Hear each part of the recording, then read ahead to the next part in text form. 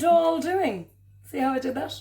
We're going to be talking Dhal today. I should have said howdy Dhal doing.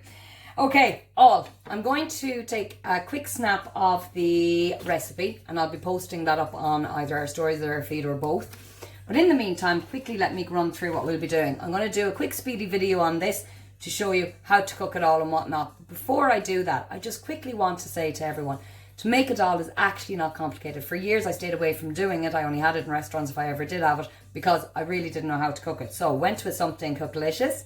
Thank you very much, Santa. And she taught us all how to make it. It was really, really easy. Now I enjoy cooking and chopping and I find it kind of therapeutic, so that's the way I went with it.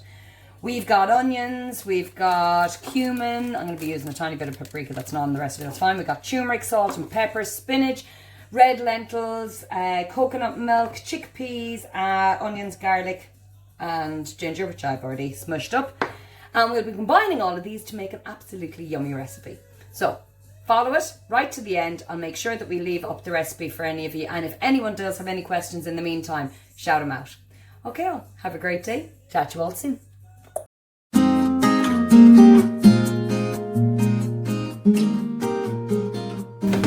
Okay, so at this point I've cut all the garlic, the ginger, the onions. I've put them into my pan too. By the way, sweat is the word we're looking for. Okay, so that might be a little bit too high.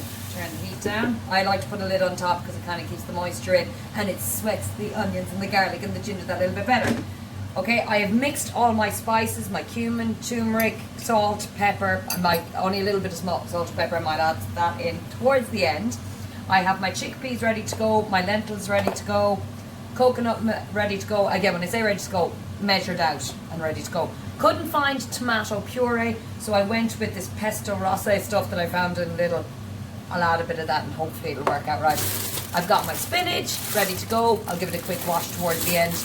And that's it. So when these guys are done, I'm going to be adding in I'll be adding in the spices next. Let them kind of simmer away for a bit and then I'll be adding in the lentils. Mixing that all up nice and gentle. So medium heat, but it'll tell you it all on the ingredients and directions.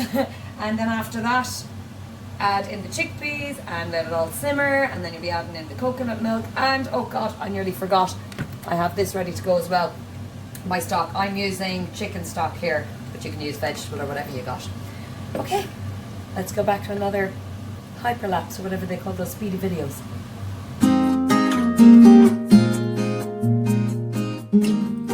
Okay, so what I've done thus far is I have added in all the spices into the garlic and onion mix. I have added in the lentils. I'll bring it over here so you can see it. Okay, and I'm just kind of letting them on a low to medium heat. I'm letting them cook away a little bit and I'm just about to add in stock at this point. Here's a little bit of what I've made earlier. Okay, so we'll be adding this in, and I have, by the way, the instructions in front of me as I go along, just to make sure I don't make a mistake. Okay, so I'll be adding this in because that's what it tells you to do. Letting it simmer. I'll come back to you for the rest. Oh, look at that. Simmering away. Okay, maybe we'll bring the temperature down a small little bit. So that stays simmering for around 15 to 20 minutes, stirring occasionally and adding a little more stock and water if you need it as you go along. So, we're now at the spinach part. Wash your spinach sensibly. Told you it was a little bit nutty at all times. Okay, so we're at the end point. So I have been tasting as we go along, just to make sure the lentils are where I want them.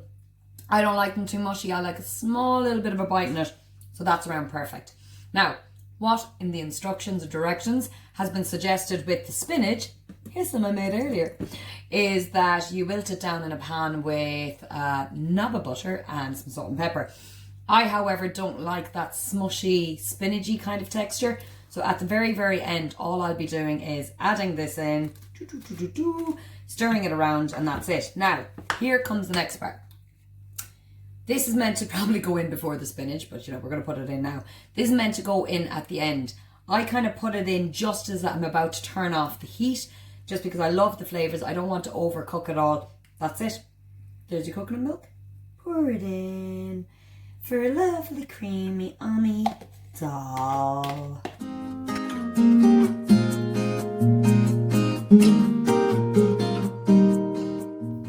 Lads, I forgot the chickpeas. Throw the chickpeas in, stir them around, and then ta-da!